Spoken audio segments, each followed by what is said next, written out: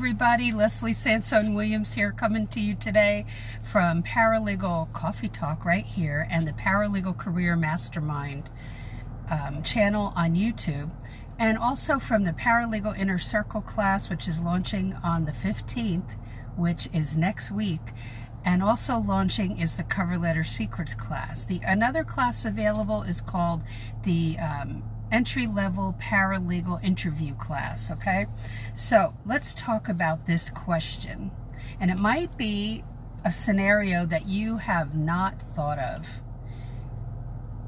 Should an inexperienced paralegal, whether you're coming out of a 2-year program, 4-year program, certificate program, or none of the above, you're just going to break into the field, totally doable, by the way, and you see an ad and you decide, I'm going to interview with that person. It's a one-person law firm, and you're going to assume that this person knows what they're doing. Yet in reality, this attorney has just graduated this summer from law school and was accepted by the bar to be an attorney and hung out their shingle to work as an attorney, and they're just starting out, and you think, well, that would be the perfect scenario. But honestly, it's an imperfect scenario. And why is that? Well, you have a lot to learn, and believe it or not, an attorney coming out of a bachelor's program and then went into law school for 3 years, that's 7 years of schooling, usually in a row. And that attorney has a tremendous amount to learn. There isn't the practical, so much of the practical in how to deal with clients, what cases to take or not to take, is not taught in law school, not always, okay? Same thing with paralegals. The practical side is not taught. So how do they survive in this work world going out on their own right out of law school?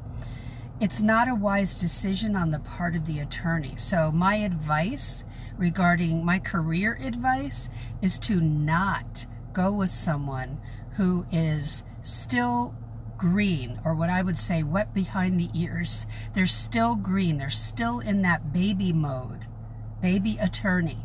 And what that attorney should be doing is hiring on with a law firm in the area of law he or she prefers, and learning all they can, putting in the hours, and do that for 5 years, and then go out on their own, because they need to see how to handle the clients, and hopefully they'll be with a law firm that knows how to do that.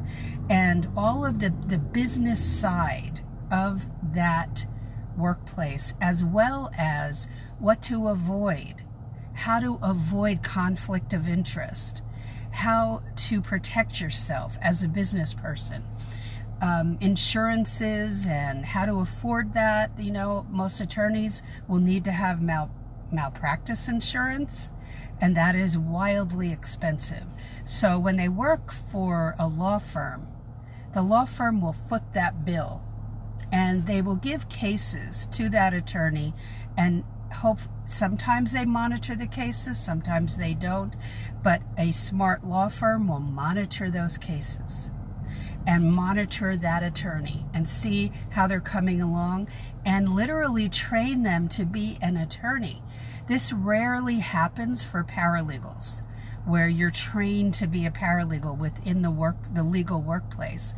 It simply is rare. So how does this impact you? Well, let me go over some of the things where attorneys make mistakes, okay? One of the areas, and I worked in the area of, with my attorney as a paralegal, in the area of attorney defense. When attorneys were charged with some type of infraction by the state bar because of a client complaint, there's an investigation after a client complains, and the bar will do this in-depth investigation, and then there will be more than likely a hearing, and then the punishment, if any, will be decided. It could be a fine, it could be They have to attend classes. There's this whole other area that attorneys are very aware of and they don't want to go through, but some are not managing their cases wisely. And so when someone just graduates from law school, that's a dangerous time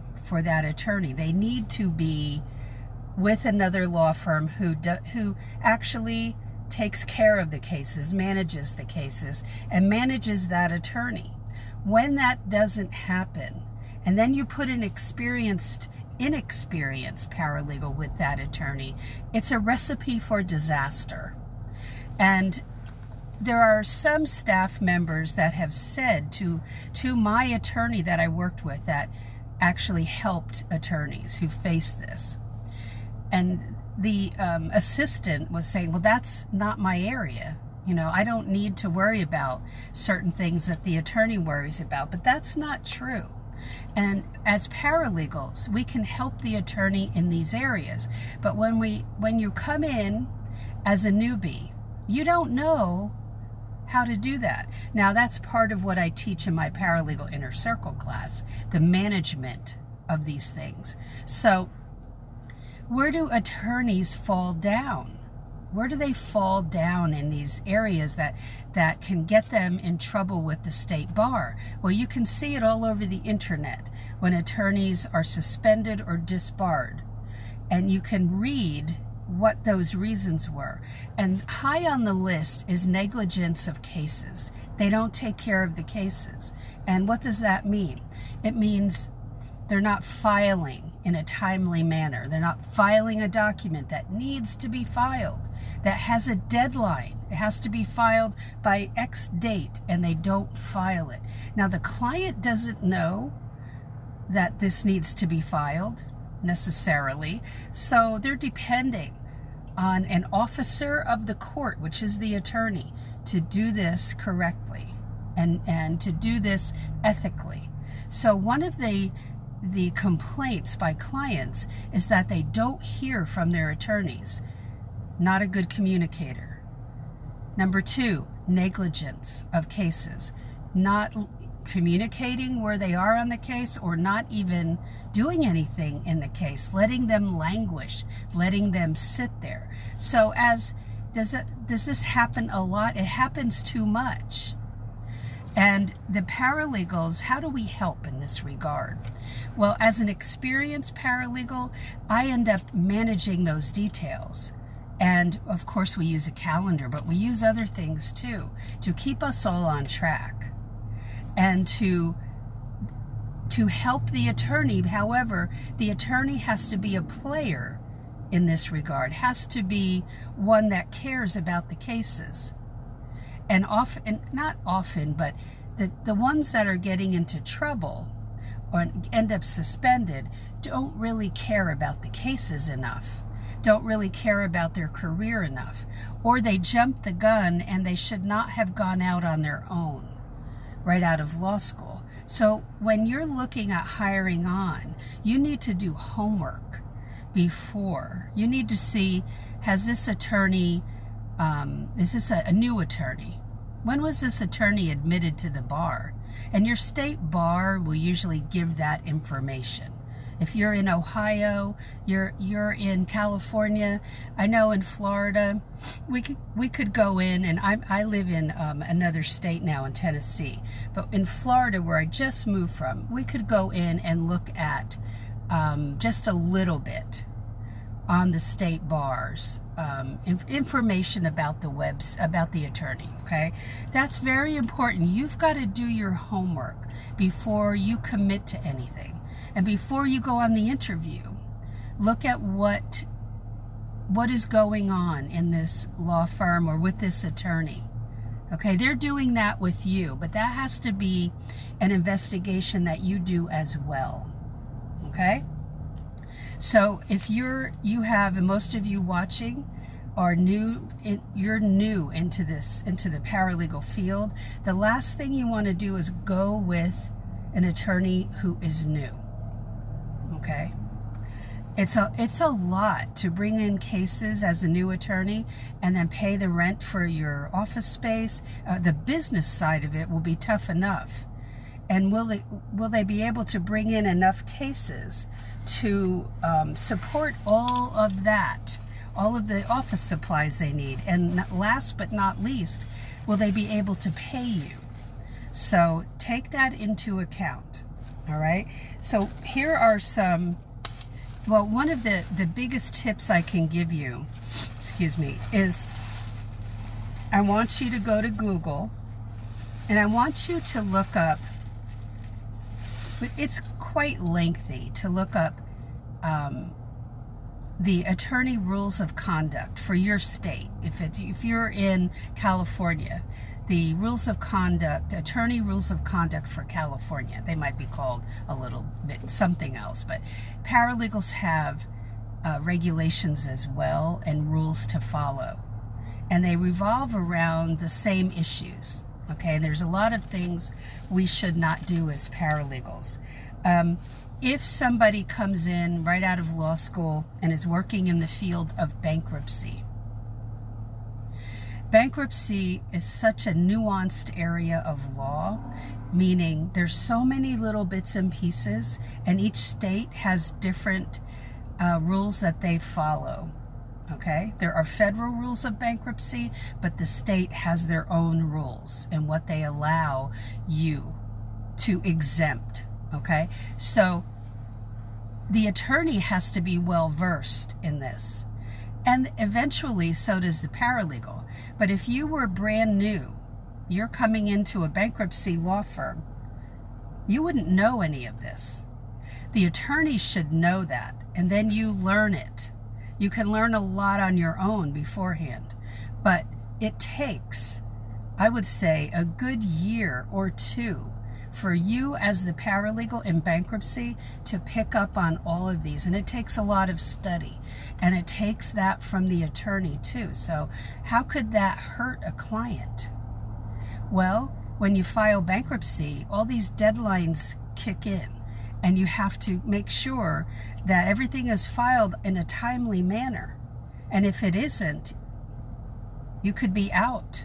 And that could mean you can't file again for a while. You know, there are certain rules that have to be followed, and the attorney has to know this.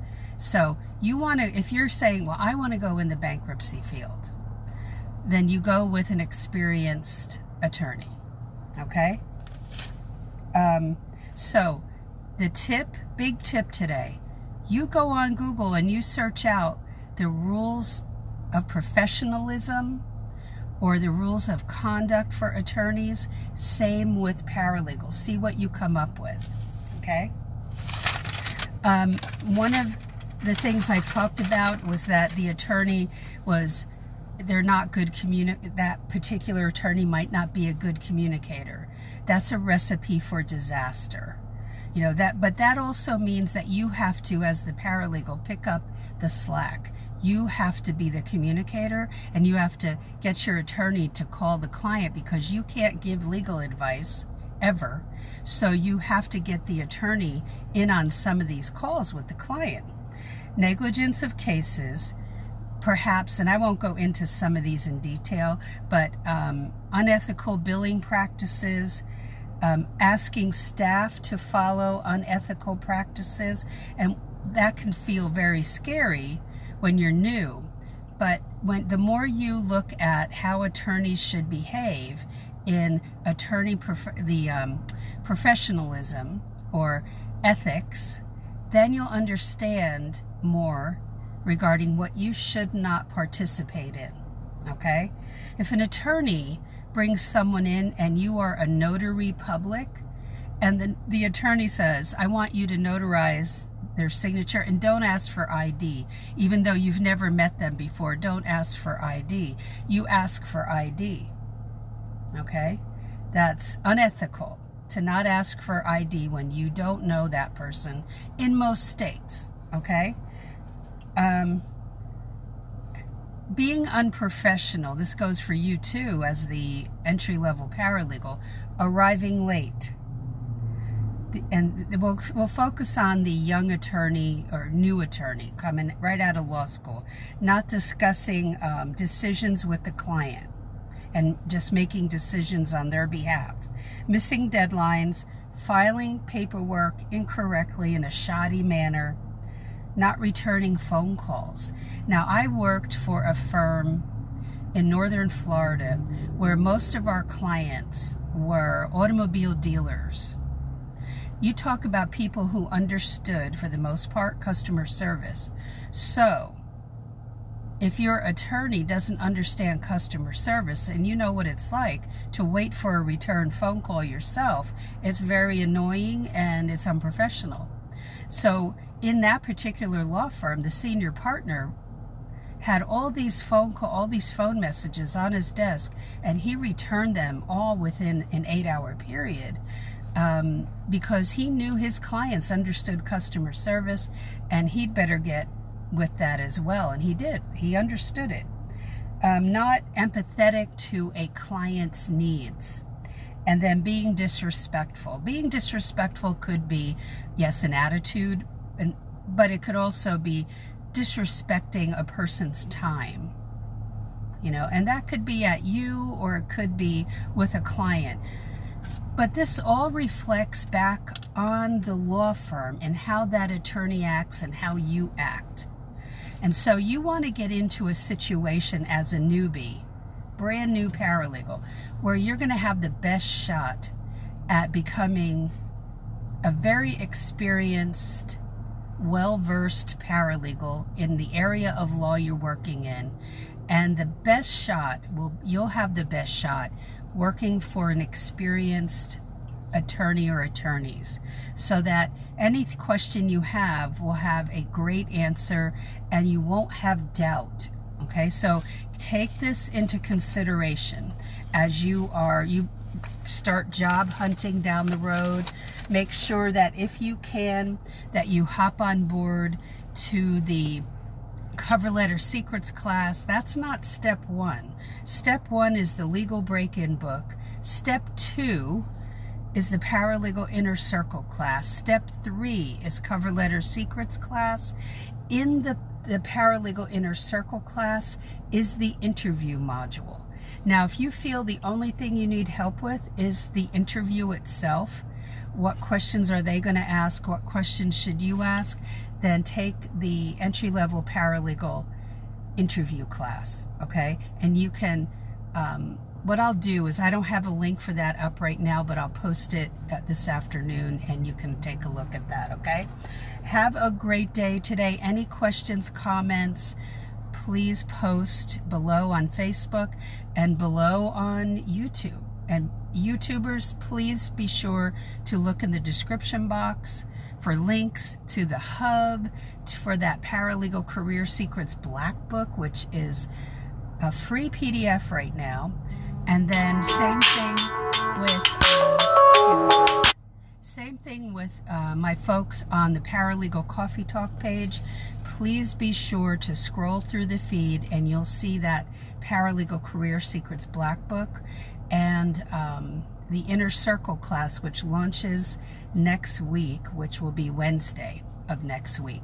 And the registration will be open through September 22nd, and then we're done for this fall season, okay? So have a great day, and I will talk to you in the next video.